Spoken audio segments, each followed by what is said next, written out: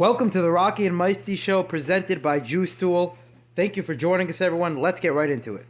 That's what I think. That is a hot take. Tell you what, Morty, I'm picking the Lions to upset here, and I'll tell you why. Oh, Rocky. Let's answer. If the Ravens had J.K. Dobbins, Gus Edwards, Marcus Peters, L.J. Fort, they'd be the best team. No, I'm completely missing the boat on it. You're at the wrong doc. Meisty, what do you think about this game? The Bengals got a shot? I have here written down in my pamphlet, I have Bengals 35, Chiefs 30. I'm sorry to say it. If Bengals are going to the Super Bowl, they're the hottest team in football right now. They playoffs with Jared Goff already. They made the Super Bowl with Jared Goff already. They didn't need Matthew Stafford to make the playoffs. They had that taken care of already. They got Matthew Stafford so that they can win these big games. The most insane, crazy thing that we have never, ever seen before. Granted, they had two timeouts, but I'm curious. We want to talk about legacy-defining plays and legacy-defining throws. 13 seconds, and you get the ball in field goal range. That is absolutely insane. Okay, and guess what? In basketball, you use a basketball. In football, you use a football. Free agency is upon us. All the excitement is here. And I think officially free agency only started like 2 days after everything was already happening. But either way, we have tons and tons of moves that are pending. So let's get to it. We're going to go through the top 5 free agent signings. Each of us are going to have our own individual list. And 5, 4, 3, 2, 1. I am a descending order fan. I don't like ascending. Why would I reveal my number one player right off the bat? There is no suspense whatsoever involved in such a manner. So we're not going to do that. We're going to go descending order. Start 5, 4, 3, 2, 1. Let's do it. Meist, you could start with your number 5 signing of the so far. We're a few days in of the 2022 NFL free agency. My number one signing is the fact Number that 5. the Lions. Number 5.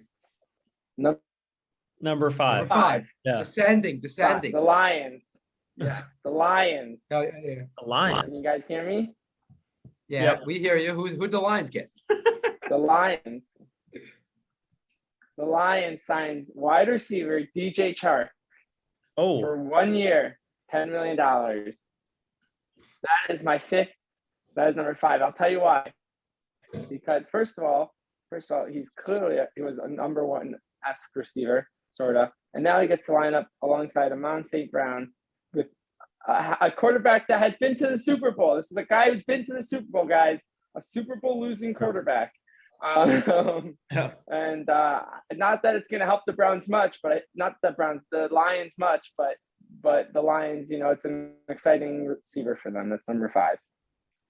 Okay, that's a good one. A couple good receivers in here. You have a number 5. You have number 5 ready over there. go with team that just made the Super Bowl with no O-line, basically. We all were saying that the Bengals had a bunch of O-line problems, and now they signed my number 5 signing so far through the first 2 days of free agency, Alex Kappa, a guy who was protecting Tom Brady.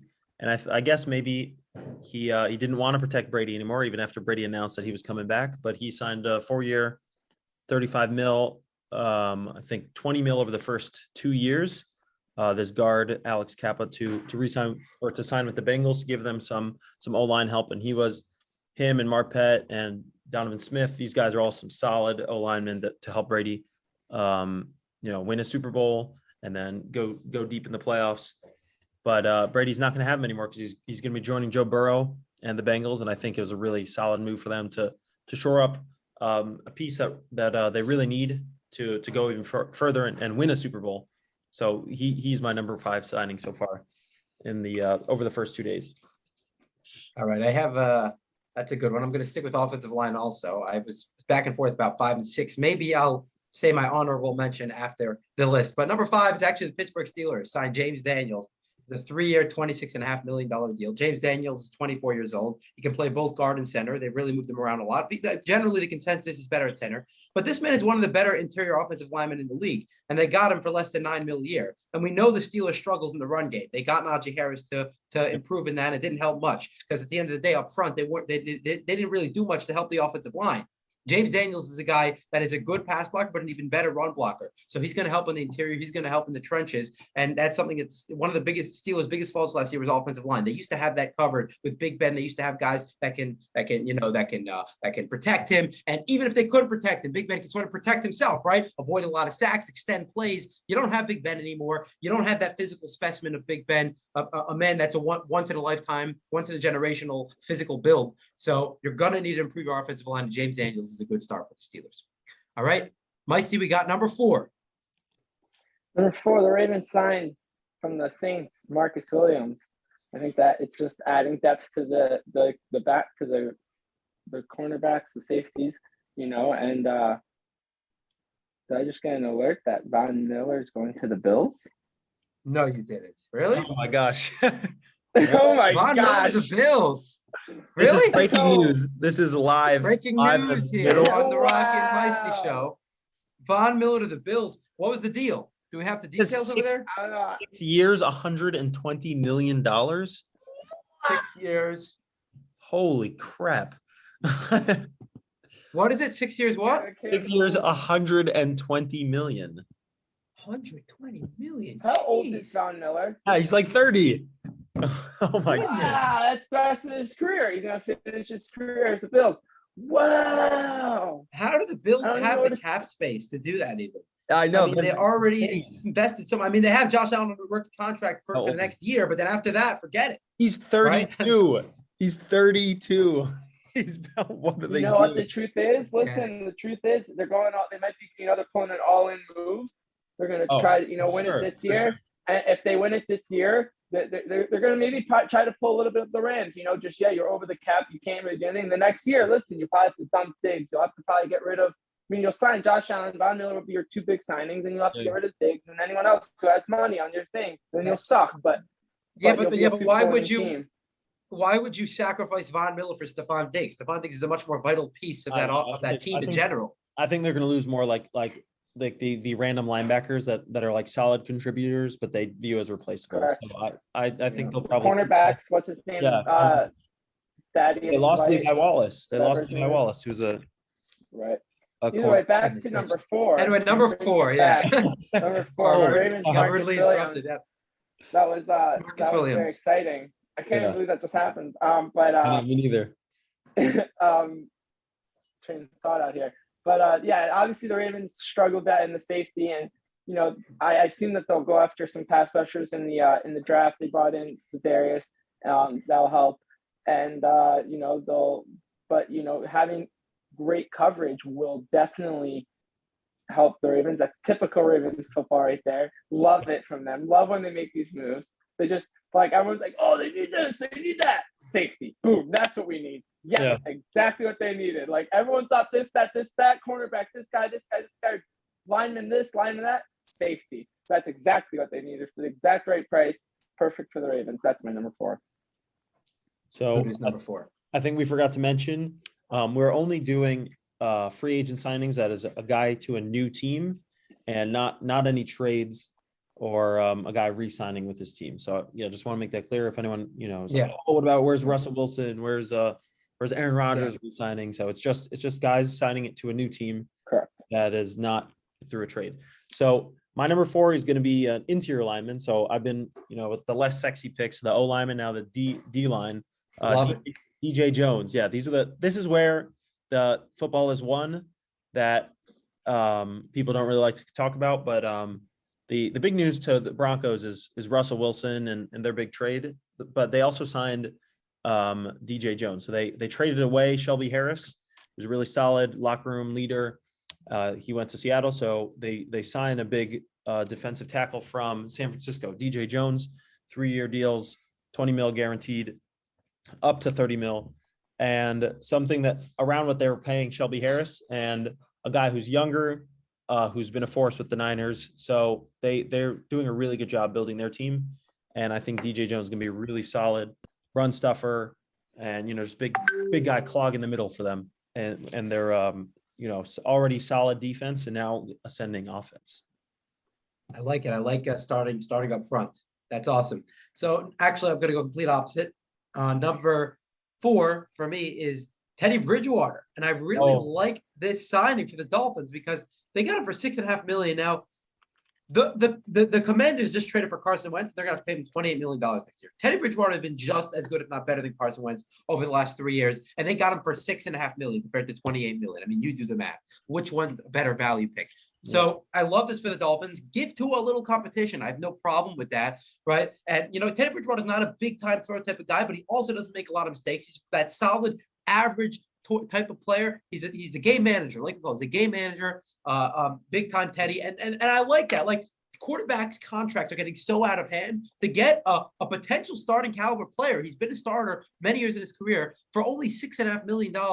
I think is a good value signing. So it's not a big splash, but it's a good value, cheap at a position that's never cheap. Give Tua some competition. If things go south with Tua, you have him as a backup plan as well. So I like that signing for the Dolphins. Number 3, Meisty, who you got? So I want to give, first of all, a quick 6-man shout out. I don't know if it's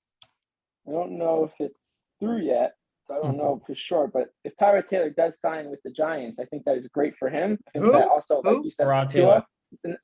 Tyrod Taylor going to the Giants. The same reason with Tua and Teddy Bridgewater, you're bringing in Danny Dimes with Tyrod Taylor. Definitely going to be an interesting one. But my number 3, it's not so great. It's up there, but I like the fact that the Raiders are bringing in Chandler Jones. I think that division is wild with the quarterbacks, and you're going to need to get to the quarterback there. You need to put the pressure on him. Obviously, he's a little older. They're paying him a boatload of money for that. That's probably a little too much, but at the end of the day, you need what you need. You need an interior line in that division if you're going to want to win. So I was thinking Chandler Jones also, but now, like you said, he is. You can add to it and go. I was thinking it. I wasn't. If I really believed it, you would have stole my thunder. But now seeing he's 31, and they're offering him a 3. He's 32. He'll be 32 by the way. He'll be 32. Yeah, 3 years. So he is a little older. It's like a Von Miller age, but giving him 6 years with the Von Miller, that's crazy. But you guys both stole. So I'll go with Teddy Bridgewater instead. I also really like that. It's a really solid, really, really cheap, nice backup for Tua. And I think we both believe that Teddy Bridgewater is better than Jacoby Brissett, and he was a legit starter in the league. So to have him as the backup instead, and also on a really, really cheap deal. And not that it's the best for Tua to have someone breathing down his neck, to have someone that he thinks potentially could take his job because it's not the best for his confidence. But it doesn't seem like the Dolphins are super committed to Tua as we've seen. And maybe Mike McDaniel is gonna change that new coach, new regime. He'll be in on Tua, but signing a solid backup like this and not some random schmo backup seems to indicate that he's not really super sold on Tua as either. So for the cheapness of the deal, $6.5 million, it is a really solid signing. Really, really gonna be good, helpful veteran in the quarterback room for the Dolphins. Spot on. Totally agree. My number 3 player is Charvarius Ward, the former quarterback for the Kansas City Chiefs, now going over to San Francisco for the Niners. They had a need there. They lost Jason Verrett. They lost Quan Williams. So they had a need there. Oh, they didn't lose them yet, but they're hitting free agency. And Ward's been very underrated. I mentioned him a couple times in the podcast throughout the playoffs when we were previewing Chiefs games. 49.8% completion rate allowed over the past 3 seasons. That's the lowest among all cornerbacks with at least 100 targets. You got to remember, this man he's near elite. He really is near elite. And they needed a guy there in the back end. The Niners are, like we always call them one quarterback away, right? Jimmy G is a game manager. You give them like if they got Russell Wilson or something like that, we'd be talking about the Niners. Now we're talking about, we see rumors of Deshaun Watson going to the Niners. Like, I mean, if the Niners get a guy like Deshaun Watson, like we're talking about a team that's just so complete. And now that they're focusing on the right things on the back end of the defense to combat the passing game, I love that. I love where the direction they're going. And Charvarius Ward is my number 3 player for the Niners. Number 2, Meisty, who you got? All right, Christian Kirk. going to the Jaguars. A boatload of Oh, money. no. Overpaying. You didn't just I was say waiting that. for someone You to bring didn't it up. just say that. Overpaid. Everyone's been Over- hating on it. Overpaid, if anything. I'll agree on that. But I think that, they're bringing somebody in to help Trevor Lawrence, somebody that can help them. I mean, I don't know why they didn't just stick with DJ Chark, but at the end of the day, I think Christian Kirk's a really good player. I think that it just wasn't the right scheme for him in Arizona. I think that he's very, very talented. I think that he has I don't know. I think he's going to do very well there. But obviously it comes down to what is Trevor Lawrence at the end of the day. Is he a Buster Lawrence or is he going to show up? So let's find out. Listen, I guess the only way to get people to play in Jacksonville is to give them a crap ton of money and just an absolute boatload of because Christian Kirk, okay, he's solid, he's good, but they're paying him like top 3 receiver in the league, and he is nowhere near that. And I knew Meisty, it makes sense that Meisty would be the one to bring that up, because when we originally talked about doing this podcast, we were thinking of maybe grading some of the bigger free agency moves, and I knew that was something that I would have given like a D minus at best. Whatever, but yeah, Meissy's gonna roll with it. So something that I think I can probably see Rocky saying, and we haven't discussed this, but I'm going to assume that he is going to mention this. My number 2 is going to be Zadarius Smith going to the Ravens. The Ravens need pass rush help. He is coming off of a year where he didn't play at all, so you could say that's what people remember. But the year before, he was second team All-Pro, 13.5 sacks. He was an awesome pass rusher. You could say that it was because he had Preston Smith on the other side, and it was harder for defenses to have to block both of them. And the Ravens don't necessarily have another pass rusher. I mean, maybe Elway can develop into that. So, and I guess that's what the Ravens are hoping, where they bring back Big Z as a pass rusher opposite Dafe Elway, and they get him back cheaper than they would have had to pay for him when he was due his big contract going into his age 26 season when he went to the Packers. And hopefully his best production is not behind him, and he can still get double-digit sacks, and they didn't have to pay like a crazy amount, like Rocky is going to mention, I assume, for his services, and hopefully he just continue to be productive and improve on a pass rush that was quite bad for the past couple of years, and improve a defense that is going to have a better secondary with Marcus Williams, solid corners with Humphrey and Peters, and then if they have this lockdown secondary and this average to a little above average pass rush, they can be a really scary defense in the next couple of years. You were sort of right. I am going to stick with the Ravens signing, but this Darius Smith signing happened like right before we did this podcast. Yeah. So I didn't really have time to compile. I sort of gathered some information, but I'm going to go with Meisty's guy, Marcus Williams. Right. I love that signing a lot. Like, in my opinion, the place to dump Sal. That's my number 2. My number 2 is Marcus Williams. The place to put $14 million a year. It's not cheap, but the place to put your money in is the secondary, and especially secondary that was completely decimated. Look what happened to the Ravens when Marlon Humphrey went out.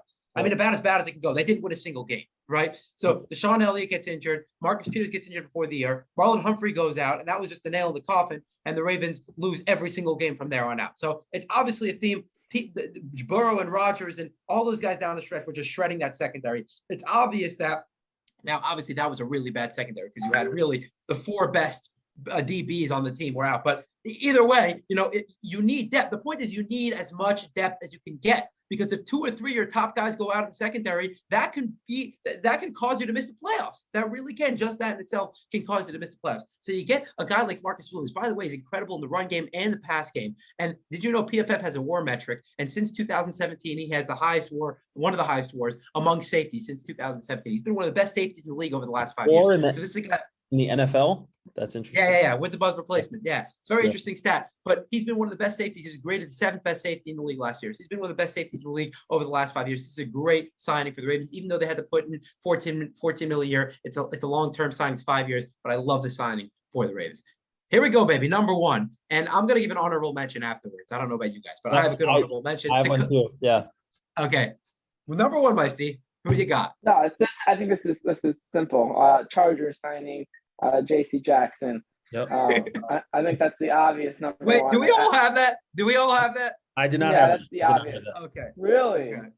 I didn't Okay, have so that, let's but talk like I about thought it about real it. quick. I really thought about it. I assume that Let's talk that about you it. guys- real I- quick. I mean, was it's not gonna even on think your about list. It's shocking it's not even on your list, but the fact is that him on one side, Jalen Ramsey on the other. You got Joey Bosa and Khalil Mack lining up on two sides.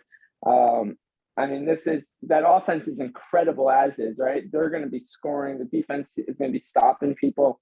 They have a good run team. They're playing in a really tough division, but I think that they missed the playoffs last year. I think that they're gonna make a big push. I mean, he's only getting better. Their quarterback just blinked out of my mind, but Turbo. thank you. Herbert, yeah. But That's your guy. right, I could, yeah, I know it is. That's why I was like, why can't I? Yeah. Jay Herbert. But Justin Herbert's gonna be just fine. He's getting better. I think that the Chargers are serious contenders next year, and this just adds to it. Yeah. I was definitely thinking JC Jackson.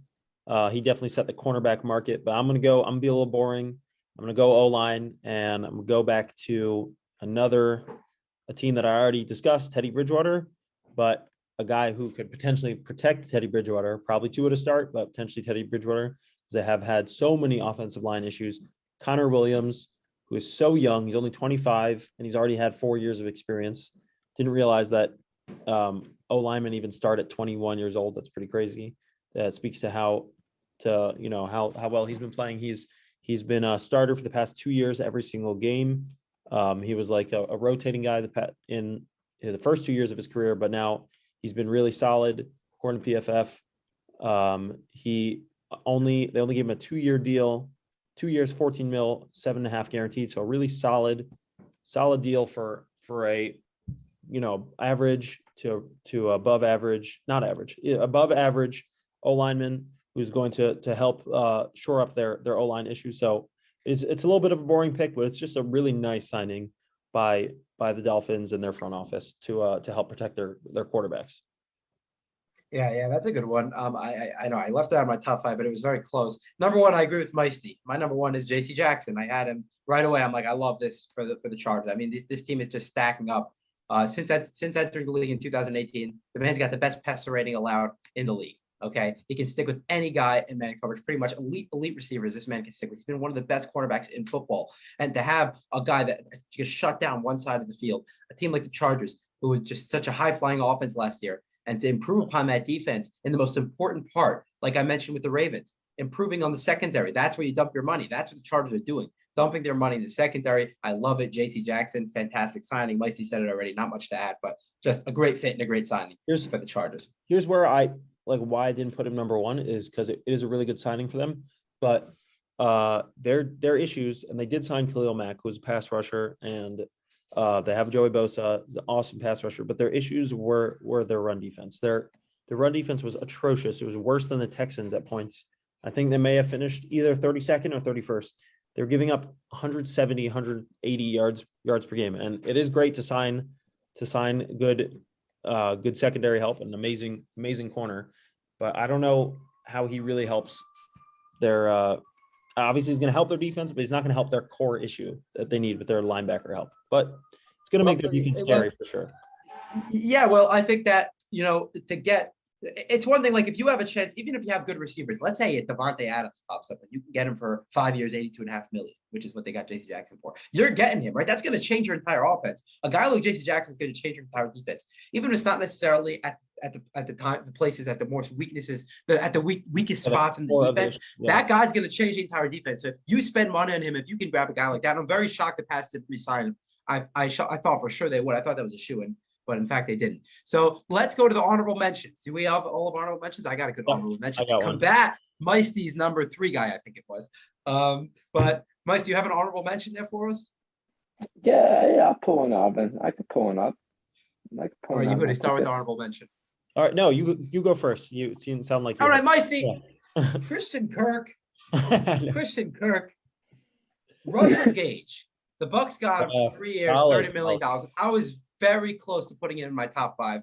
I wasn't, I was just looking through the free agency moves and I saw Russell Gage to the Bucks. That's actually a great fit. We see how important depth at receiver is in Tampa Bay. Look what happened when Antonio Brown went out last year. The passing game was completely different. They got this man for 3 years, $30 million. That's less than half of what, or it's about half, right, of what the Jaguars paid Christian Kirk. He's had more yards per route run in the last few years than has Christian Kirk. He's been just as productive of a receiver, mainly lines up in the slot, but can also line up in the outside. Like, they can line him up in the outside while Godwin is gone. Godwin comes back, put him back in the slot. Very versatile receiver, move him around. Very productive piece for that Falcons offense. I love this signing. I love the fit. $10 million a year for a versatile receiver like that in Russell Gage that you can put now instantly when Godwin comes back. And number 3, a good temporary number 2, a fantastic number 3 receiver. Love that sign. Honestly, I should have put him in my top 5. Yeah. Sounds like you just convinced yourself to put him in the top 5, but yeah. I did. Evans, Godwin, and Gage, and Tyler Johnson, and these guys, he's going to be really an upgrade over like Tyler Johnson and Perriman, but for him to be the 3 or 4 is going to be really solid. So my honorable mention, now looking at his stats and his age, is not actually that good. So I'm glad I didn't put him in the top 5, but I just think it's funny that Randy Gregory agreed to a Cowboys contract and then just dipped and switched over to the Broncos. So I'll just mention that as this is just a funny moment for the Broncos to be building up their defense after they lost Von Miller. They traded away him last year. Now they got Bradley Chubb, DJ Jones, as I did mention, who was actually really solid signing for them, and now Randy Gregory at pass rush, and hopefully he stays healthy for them because he has never played a full season in his career. He has had off the field issues, but that was pretty funny to see that even the Cowboys Twitter account tweeted, "Welcome back to Dallas, Randy Gregory," and then the Broncos Twitter account said, "Surprise, we got you," and then they stole the rug out from under him and grabbed Randy Gregory instead. That's a good one. All right. I already said Tyler Taylor, but that was reported. I don't even know if he signed, but I have 2 guys that I'm really looking at here for honorable mentions. First of all, the Dolphins signing Cedric Wilson just helps to everything with Jalen Waddle now on one side, Mike Gesicki on the other. You get Cedric Wilson, who's an animal of a player, clearly, right? Yeah. They obviously have other holes, but we'll see what happens. And now they added they have another quarterback. And then my other guy would be the fact that the Jets signed DJ Reed, but not that it helps them much, but the fact that Robert Saleh just, he's a good coach, and I think that one piece he was missing was a cornerback. And I think that's, he definitely gets that somewhat, but the Jets are just the Jets, and they're going to be in a tough division, and they're not really going to go anywhere, but that's going to play huge to their team. Yeah, I think it's good to slowly, if a team like the Jets, they just need to add some talent. Just add some talent to the roster. And now if it's going to be relatively cheap, if it's going to cost a little money, add some talent, get some diverse talent on every aspect of the field. And you can start from there, obviously. Yeah, eventually you need to figure out your biggest spot at quarterback, obviously. But for now that you can't figure that out, add some pieces, like you mentioned. Okay, I think so we got top 5, we got honorable mentions, and we got a long way to go, right? We got a long way to go. We're early in the free agency process, so a lot can happen between now and even when we release this. So you'll probably be like, well, you forgot this guy, you forgot that guy. Well, it should be noted that we probably released this before that guy got signed. Whoever you're screaming at your screen telling us that we didn't include that guy. The line was whoever got signed after. Hold on, Rocky. Whoever got signed after Von Miller is not in this podcast. Right. That's how we know. After Von Miller, if it's before Von Miller, then you really have a good claim on us. Sure. But other than that, you don't. All right, guys. Thank you for joining us, everyone. Remember to subscribe on Spotify and YouTube, and everyone have a great day.